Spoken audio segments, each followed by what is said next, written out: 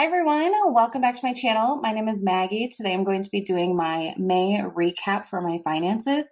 I ended up skipping doing an April recap, but I do have my trackers filled in so I can let you know kind of where we got to and where we're at. So I'm just going to go ahead and dive in. These videos can get a little lengthy, but before I actually show you kind of the budget and the actual and talk through it, I like to go through what I call my paycheck report.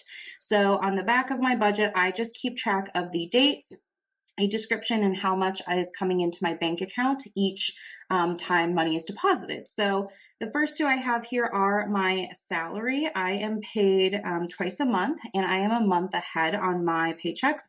I also have a sleeping cat here, so if you start to see a tail or fur, that is why. But anyway, I'm a month ahead, so my checks from April are the ones that I'm using in May. The checks that I get from May, I'm using in June, so on and so forth. So that is definitely the bulk of the money that I receive. I also made $228 in interest from Capital One, and that's where I have most of my like sinking and savings funds.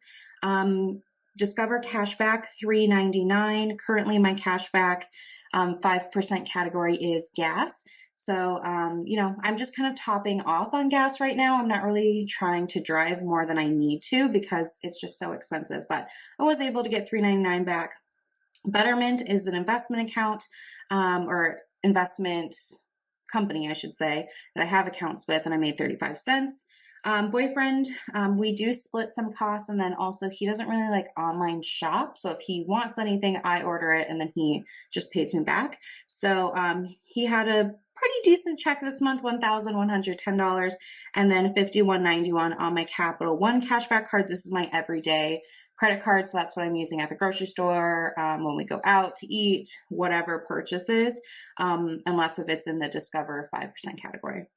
So total income this month, $5,578.15.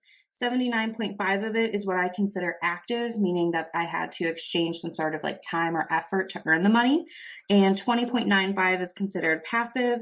Also 20.95 is my non-salary. Sometimes they're the same, sometimes they're different. So hopefully that helps. And let's go ahead and dive into the actual budget then. So I have my budgeted column and my actual column. Anywhere that there is a check mark means that it was exactly the same. So I see that a lot with these different bills because I try to plan for exactly what the bill is going to be. In the third column, I have the percentages. I do like to track the percentage that each category or line item in my budget is costing me. It's very helpful for me to see and put things into perspective.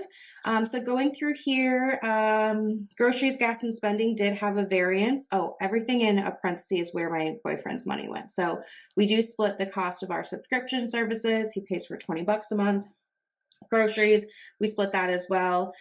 So we were a little bit over 589 versus 500 budgeted. We were out of town for 2 weeks, but I did still pick up like some minor groceries during that time and snacks. So, I think that's pretty good. The cost of groceries is rising. So, I'm trying to shop the sales and do kind of the smart things, but I think inevitably it just costs more than what it used to be. Gas also higher. So when we left town, we took my car and we drove down to the city. And during that trip, I refilled on gas and stuff. And my boyfriend's paying for it because it was a work trip for him. So he got to expense the mileage. So when we take my car, I just leave town with a full tank and then pay for gas along the way. And then when I get back home, I fill up my tank, and then whatever, that difference was, he pays for. So a little bit higher than what I budgeted, but I also wasn't planning to take my car. So whatever. Spending, definitely higher. Spending is always higher. I don't really know what to say, but what I do, I don't know. I definitely think I could reel this in, right? But there's parts of me that feel like I want to go out with my friends and I want to say yes and I want to have those experiences. So I'm still kind of internally battling that. Oh my God, my cat's tail here. My percentage though was 17.79% of my total income went to, personal spending. That includes like, I did get some new clothes. We went out to eat. We took some of our friends out to celebrate them, things like that. So the percentages do help me keep it into perspective. The other thing that is nice is I do it by the category. So my expense section, which includes those grocery, gas, and spending, was only 60.55% of my total income, which is pretty good. Normally I'm trying to be like 63 or lower. So that's really good for me this month. Moving down to the funds, these are like different sinking funds and cash envelope type things. I'm a digital spender, so I don't actually use cash envelopes, but everything here is up just a few cents because of the interest that those accounts earn. Incidental did go up a little bit. My boyfriend and I kind of went in on something there. And then vacation. So we went to New Orleans. It was a work trip for him. We did spend a couple of days ourselves on our own PTO, which was really fun. And when we were there, we kind of have a system of how we split expenses. And so he would take like the major meals, like, lunches and dinners, and I did all of the other miscellaneous stuff. And it still came back that I spent more. So this is what he owed me. And now we're all, squared up.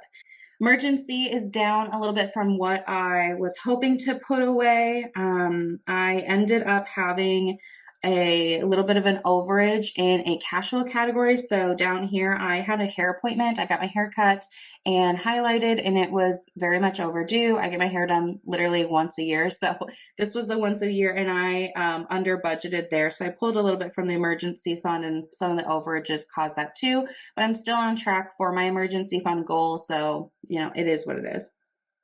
Investing pretty much on track there. So all in all, I do definitely have areas I can improve upon, but definitely not the worst month either.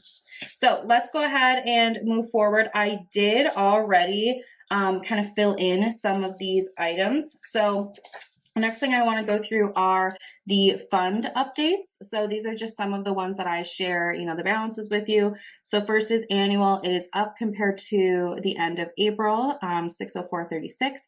And I had this eye scanner app come out. I actually really like it. It converts photos into PDF, so I can take a photo of a document, and it's just been very helpful for me. So I do pay for that. It's like $19.99 for the year, so it's not crazy.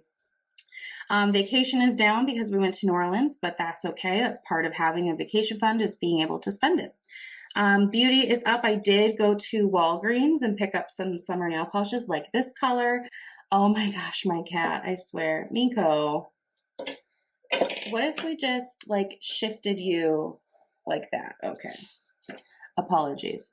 The other one here, home, up a little bit. That's right. So this is what we spent. We got our like annual stock up of bug spray and sunscreen and all that good stuff for the summer month. I did already calculate my savings rate down here to save a little bit of time, but you guys have seen me do this in a number of times before. So just to recap, the change in my like bank balances, so like between all my funds, was a positive $322.04. So that means I put away more than what I had at the end of April. My investments here, $822.87 between all the different investment accounts I have. My mortgage principal, I put $362.85 away towards that balance, which is really great. And then my total income here, I do add back in the 401k and the HSA from the investments here because they come out of my check before it's deposited in my bank account, but I am including it as money saved. So I need to add it back into my total there. So I did the math already. It came out when I'm calculating with the mortgage, or excuse me, without the mortgage principal being included, 18.24% is what my savings rate was for the month. And then when I do include the mortgage principal, I'm at 24.03%, which is also really great. So that is kind of the overview here. So we've already gone through the total income, the passive stuff, my savings rate. My emergency fund is officially in the 90% category, so only 10% or less to go, which is really, really exciting. My net worth did go up 2.89% month over month. And then my mortgage balance is at $143,879.40. I have paid off 10% of my original mortgage loan, which feels really great. And now I have ownership of 28.06, so this does include like the down payment I made. Before we go into reflections and goals, I'm going to go into the savings trackers that I use. Okay, so this is the savings tracker. I did already color it in. Let me go to the back here. So in March, the last time you guys saw me fill this in, I was at 75.66%.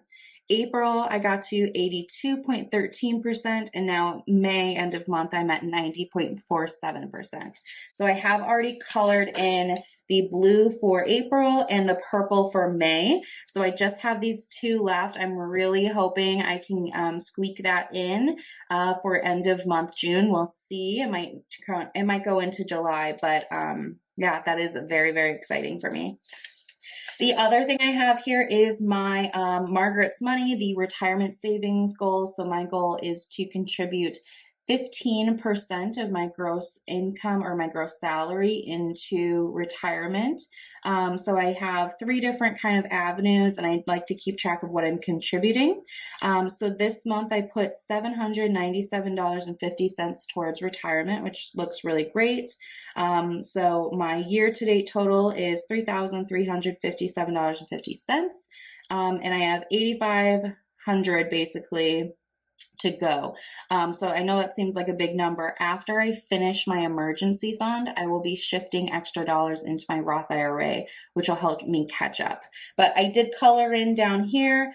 So the blue was from April, and then the purple was from May. So I got, a nice little chunk there, and we're chugging along. And the last one I have is my mortgage amortization schedule. So I do like to track how my mortgage payoff is going. It's not my number one priority right now, but I do make a little bit of an extra payment each month. I'm sorry, my cat is scratching himself. So I do make a little bit of a surplus payment every month, and it definitely is building on itself. So I do have the numbers built in here. So in April, I, was scheduled to pay $479 in interest, but because I've been paying extra, I only had to pay $466.95 in interest.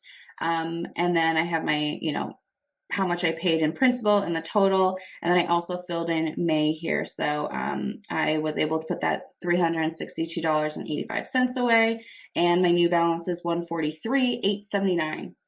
So I did go ahead and highlight down. So what I do is I only highlight when I surpass the number. These printed numbers is what I was expected to be at. So $143,879 is not quite lower than $849, about $30 short there, but we will definitely, be able to cross that one off next month. So this is where I'm at. I'm currently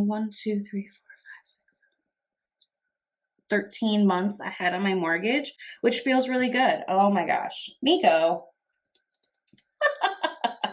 Cat.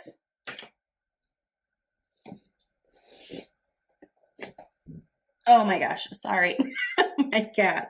So I'm 13 months ahead on my mortgage balance, which again, just feels nice to know that I'm ahead of schedule. It's not my number one goal, but a little bit does count. Okay, so let's get into the reflections and the goals. So I have the reflections here and a list of my May goals. So my May goals, I wanted to be under budget in my groceries, did not accomplish that. I wanted to hit 90% of my emergency fund. I did accomplish that. Stay within my vacation budget. I also was able to do that. My expenses under 63%. And the no home purchases, I ended up getting, the bug spray and sunscreen. So that's probably just not realistic. So my reflections kind of match. I also, in my reflections, put in that I prioritize self-care by actually going and getting my hair cut. That was really good for my soul, I would say. And I really hemmed and hawed about it. I wasn't sure if I wanted to actually pull that money out from, what I budgeted towards my emergency fund for this cash flow, but I'm really happy I did. It was like a good boost. It feels nice. My hair feels healthy again. So it was definitely worth it. Other reflections here, over budget in a few different categories, and probably need to look at increasing some categories. So for example, groceries, they've been consistently over. And so probably need to add like an extra $50 in there, an extra 100, just to be able to like have a little bit more wiggle room for the current cost of, goods. So we'll see, I'm still kind of playing with it. Again, my number one goal is getting that emergency fund set, and then we'll kind of go from there. My goals for June, let's go through those. One, would love to complete the emergency fund. Can this happen? I don't know, but I'm going to try really, really hard. I want to also keep my expenses below 63%. That's just kind of an ongoing goal for me.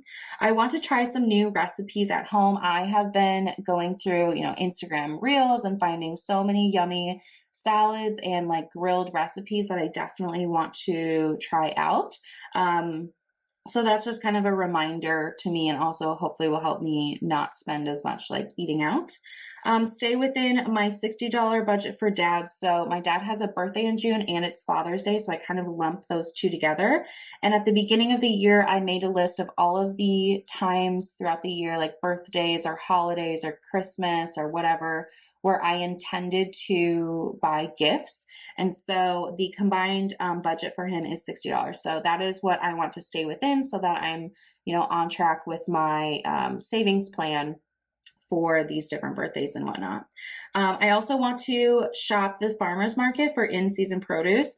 I know that we do have a farmer's market. I don't know when it actually begins. I should research that. But I know that some of my friends have little stalls there where they sell things from their garden, and there's local farmers and whatnot. And I would really like to try to learn about shopping in season, especially, like it's early yet in the like growing season, but I know midsummer into fall is like major harvesting time. So want to support local, but also want to, try to get some nice fresh produce when I can, tomatoes and corn and all that good stuff. Beans, green beans. Oh my gosh, yum. So those are my goals for the month. I hope you guys enjoyed. Let me know how May went for you. I am definitely excited to move into June, and I'm really, really hoping to get this emergency fund kind of wrapped up so I can move on to my next goals. But that is going to be it for me today. And I guess I can also say goodbye from Miko as well, since he was here to join us for part of this video. Apologies there, but you know how cats are. So that is it for me. I will see you guys in my next one. Bye.